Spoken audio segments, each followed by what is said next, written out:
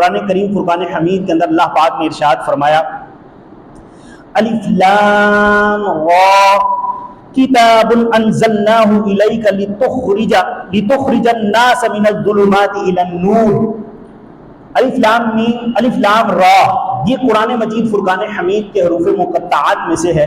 اب الف لام میم ہے یا الف لام میم صاد یا الف لام میم را، اس طرح کے جتنے بھی حروف مقطعات ہیں اس کا معنی کبھی کسی نے بیان نہیں کیا، اور اس کے بارے میں حکم بھی یہی ہے کہ اس کے بارے میں اللہ ہی بہتر جانتا ہے کہ اس کا کیا معنی ہے. تو یہ حروف مقطعات ہیں، اس کی برکات بھی ہیں، اس کی فضیلتیں بھی ہیں. اللہ پاک اس کی فضیلت سے ہمیں مشرف فرمائے.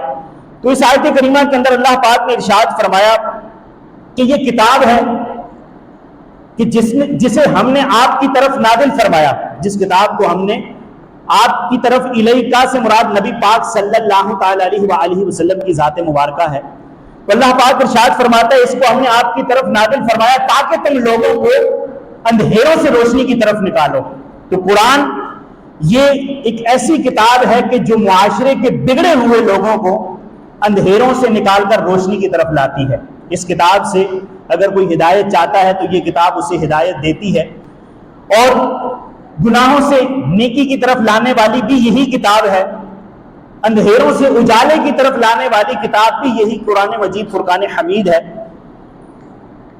اور لوگوں کو برے اخلاق اور نفسانی خواہشات سے بچا کر اللہ پاک کی بارگاہ میں لانے والی بھی یہی کتاب ہے. اب قرآن تو ایک کتاب ہے جسے اللہ نے اپنے پیارے محبوب صلی اللہ تعالی علیہ وآلہ وسلم پر نازل فرمایا، اور اسی قرآن کے اندر اللہ پاک ارشاد فرماتا ہے کہ یہ کتاب روشن دلیل ہے تمہارے لیے تاکہ تم اس سے ہدایت چاہو. لیکن بعض لوگ قرآن کریم فرقان حمید کی آیات پڑھ کر ہی گمراہ ہوتے ہیں. بعض لوگ قرآن مجید فرقان حمید سے ہی راہ راست سے پھر جاتے ہیں.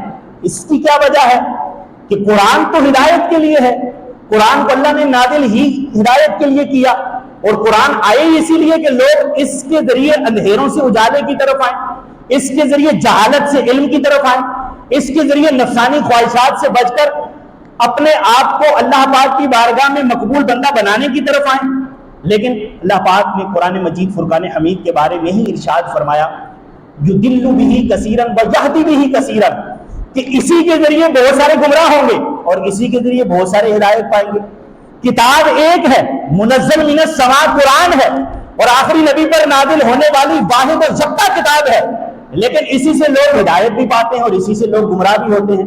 تو پتہ یہ چلا کہ جو لوگ علم کی روشنی سے دور ہوں گے وہ اندھیرے کی طرف جائیں گے، وہ جہالت کی طرف جائیں گے، اور اس کتاب کے ذریعے وہ جہالت میں اس وجہ سے جائیں گے کہ وہ اپنی تفسیر بیان کریں گے، جو انہیں سمجھ میں آ رہا ہوگا وہی بیان کریں گے. قرآن تو وہ ہے نا کہ جو اللہ نے فرمایا، جو اللہ کے محبوب صلی اللہ تعالی علیہ وآلہ وسلم نے فرمایا، اسے اللہ نے قرآن میں ذکر فرمایا، اور اسی کے بارے میں ہمیں قیامت تک کے لیے احکام ہمارے لیے نازل فرمائے گئے. تو قرآن کریم فرقان حمید کو اگر ہم جس انداز سے یہ نازل ہوئی ہے، جس انداز سے یہ اتری ہے، اسی انداز سے پڑھیں گے تو اللہ کی رحمت سے انشاءاللہ عز و جل اندھیرے سے اجالے کی طرف آئیں گے، جہالت کے اندھیرے سے علم کے نور کی طرف آئیں گے. اللہ پاک ہمیں درست اور صحیح سمجھ کر قرآن پڑھنے کی توفیق نصیب فرمائے. دیکھیے قرآن عربی زبان کے اندر ہے، اور یہ انڈرسٹوڈ ہے کہ ہماری زبان عربی نہیں ہے، ہم اردو ہیں، اجمی ہیں، اور ہم عربی کا ٹرانسلیشن کرتے ہیں. ہمارے سامنے کوئی انگلش لینگویج ہے تو ہمیں انگلش بھی نہیں آتی، ہم انگلش کی ٹرانسلیشن کرتے ہیں. چائنیز زبان ہے اس کی بھی ٹرانسلیشن کریں گے کیونکہ ہماری مادری زبان نہیں ہے. اب اگر ایک ہی لفظ ہو اور اس لفظ کے کثیر معنی ہوں تو ہمیں صحیح معنی کی طرف جانا ہوگا نا کہ صحیح معنی کیا ہے اس کا. لفظ تو ایک ہے، گرامر تو مختلف انداز سے اس کا ترجمہ بتاتی ہے، لیکن درست کیا ہے، حق کیا ہے، سچ کیا ہے، ہم نے اس کو سیکھنا ہے. تو اللہ پاک ہمیں حق اور سچ سیکھنے کی توفیق نصیب فرمائے. قرآن ایک عربی زبان ہے اور عربی زبان کو ہمیں سیکھنا بھی چاہیے. ہماری نماز بھی عربی زبان میں، اردو میں کوئی نماز پڑھے گا تو اس کی نماز ہی نہیں ہوگی. خطبہ ہم جمعے میں سنتے ہیں، پڑھتے ہیں، یہ بھی عربی زبان میں ہے. فارسی میں یا کسی اور زبان میں ہم خطبہ پڑھ ہی نہیں سکتے، نماز پڑھ ہی نہیں سکتے. اپنی زبان میں ہم کہیں نماز ہم اپنی زبان میں پڑھ لیتے ہیں, اللہ کی تعریف اپنی زبان میں کر لیتے ہیں, پنجابی میں پڑھ لیتے ہیں, لیکن ہماری نماز ہی نہیں ہوگی. قرآن عربی زبان میں ہے, نماز عربی زبان میں ہے. اگر قرآن کو عربی کے علاوہ پڑھیں گے, نماز کو عربی کے علاوہ پڑھیں گے تو یہ مقبول ہی نہیں ہے عبادت ہماری.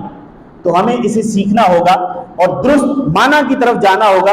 درست معنی کیا ہے اور درست معنی ہمیں کہاں سے ملیں گے, یہ بھی سرچ ہے, یہ بھی ہمیں تلاش کرنا ہے. اور پڑھنا وہ ہے کہ جو اللہ والے ہمیں سکھا کر گئے, جس کو اللہ والوں نے ہمیں سکھایا. کہ نبی پاک صلی اللہ تعالی علیہ وسلم کی تعظیم یا محبت کی بات ہو تو اسی قرآن کے اندر اللہ پاک نے رسول کی تعظیم کو, رسول کی محبت کو بیان فرمایا. اب ہم قرآن کو اس روح سے, اس معنی سے پڑھیں کہ اللہ پاک نے اس کے اندر ہمارے لیے کس انداز سے ہدایت رکھی ہے, اور اس کتاب کے اندر اللہ پاک نے نبی پاک صلی اللہ تعالی علیہ وسلم کی عظمت اور شان کو کس انداز سے بیان فرمایا ہے. اور میں یہ چاہتا ہوں کہ میں قرآن کے ذریعے نبی کی عظمت کو سیکھوں تو مجھے قرآن کا وہ ترجمہ کرنا پڑے گا, قرآن کے ترجمے کے اندر عربی گرامر کو وہ سیکھنا پڑے گا کہ جس کے اندر اللہ کے محبوب صلی اللہ تعالی علیہ وسلم کی شان بڑھ ہی رہی ہو. اللہ پاک نے پیارے آقا علیہ السلام کو جو مقام و مرتبہ عطا فرمایا, یہ ہمارے گھٹانے سے گھٹے گا نہیں. جو اللہ نے بڑھا دیا وہ بڑھ گیا, وہ قیامت تک بڑا رہے گا. اور وہ شان قیامت کے دن لواء الحمد نبی پاک صلی اللہ تعالی علیہ وسلم جب جمع ہوں گے تو اس وقت بھی ہمیں جو ہے وہ اس بات کا اندازہ ہو رہا ہوگا. الغرض جس طرف ہم جو ہے وہ اپنی آیت کریمہ کی تفسیر سن رہے تھے اس طرف آتے ہیں. قرآن کریم فرقان حمید کے اندر اللہ پاک نے ارشاد فرمایا کہ یہ کتاب ہے جسے ہم نے آپ کی طرف نازل فرمایا تاکہ تم لوگوں کو اندھیروں سے اجالے کی طرف لے کر آؤ. اب تبلیغ دین, تبلیغ اسلام کا زمانہ شروع سے ہے. آج بھی اگر تبلیغ اسلام ہوتی ہے, نیکی کی دعوت دی جاتی ہے, برائی سے منع کرنے کا کہا جاتا ہے, تو گویا کہ یہ ایک اہم فریضہ ہے, گویا کہ یہ اللہ کے نبیوں والا کام ہے. اللہ کے نبی جتنے بھی آئے انہوں نے اپنی قوموں کو اللہ کی طرف بلایا, عبادت کی طرف بلایا, نیکی کی طرف بلایا, گناہوں سے, نفسانی خواہشات سے انہیں روک کر اللہ کی بارگاہ میں قریب لانے کے لیے انہوں نے حکم ارشاد فرمایا. اور ہمارے پیارے آقا مکی مدنی مصطفیٰ صلی اللہ تعالی علیہ وسلم نے جس انداز سے دین اسلام کی تبلیغ کی وہ ہمارے سامنے ہے, ہم بچپن سے سنے چلے آ رہے ہیں. اور کتابوں کے اندر یہ لکھا ہوا ہے, سیرت مصطفیٰ صلی اللہ تعالی علیہ وسلم ہم پڑھیں تو پیارے آقا علیہ السلام نے جب دین اسلام کی ترویج کی, جب آپ نے دین اسلام کی تبلیغ لوگوں تک پہنچائی تو آپ کو کس کس طرح کے ستم, کس طرح کے جو ہے وہ ظلم آپ پر ڈھائے گئے, لیکن آپ صلی اللہ تعالی علیہ وسلم نے دین اسلام کی ایسی تبلیغ کی کہ رہتی دنیا تک آپ کی تبلیغ اسلام کی جو مثال ہے وہ قائم ہے. اور آج ہم اسی طریقے پر ہیں, آج ہم اسی انداز پر ہیں. اور پیارے آقا علیہ السلام نے فرمایا کہ جو میرے اور میرے صحابہ کے طریقے پر رہے گا وہی جنتی ہے, جو میرے اور میرے صحابہ کے طریقے پر رہیں گے وہی جنتی ہے. اگر کوئی نبی پاک صلی اللہ تعالی علیہ وسلم اور آپ کے صحابہ کے طریقے سے ہٹتا ہے گویا کہ وہ جہنم میں جاتا ہے. اللہ پاک ہمیں جنت میں لے جانے والے اعمال کرنے کی توفیق نصیب فرمائے. آج کا جو ہمارا دور ہے پیارے اسلامی بھائیوں, جس دور سے ہم گزر رہے ہیں یہ قرب قیامت کا دور ہے. بہت ساری نشانیاں قیامت کے ہونے کی ظاہر ہو چکی اور بہت ساری نشانیاں ہونا ابھی باقی ہیں. اب قیامت کب آتی ہے یہ ہمیں نہیں پتا, لیکن آج سے 1400 سال پہلے آپ پھر میرے پیارے آقا صلی اللہ تعالی علیہ وسلم نے وہ پیشن گوئی فرمائی, وہ نشاندہی کی, اور آپ صلی اللہ تعالی علیہ وسلم نے اللہ کی عطا سے, علم غیب سے یہ بتا دیا کہ یہ چیزیں ہوں گی تو قرب قیامت ہے.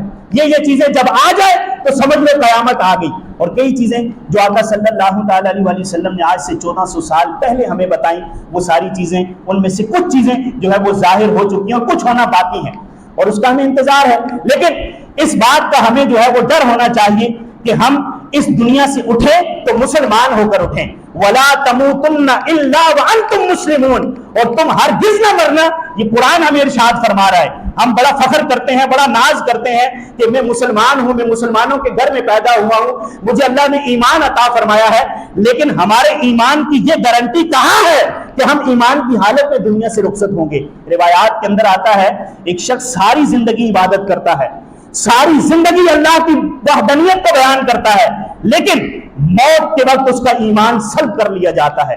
اس کی ایک ایسی برائی ہوتی ہے, اس کی ایک ایسی بدی ہوتی ہے کہ جس سے اللہ ناراض ہوتا ہے اور اس ایک برائی کی وجہ سے اس کی زندگی کے سارے اعمال عطارد کر دیے جاتے ہیں، اور اس ایک بدی کی وجہ سے اس کا سلب ایمان جو ہے وہ چلا جاتا ہے، اس کا ایمان لے لیا جاتا ہے، اس کا برا خاتمہ ہوتا ہے۔ اور روایات کے اندر آتا ہے ایک شخص وہ ہوتا ہے کہ جو ساری زندگی اللہ کی نافرمانی کرتا ہے، لیکن ایک ایسی ادا جو اللہ کو پسند آ جاتی ہے، اللہ اس ایک ادا کے صدقے اسے موت سے قبل ایمان کی توفیق دے دیتا ہے، وہ کلمہ پڑھ کے دائرہ اسلام میں داخل ہوتا ہے اور ایمان کی حالت میں دنیا سے چلا جاتا ہے۔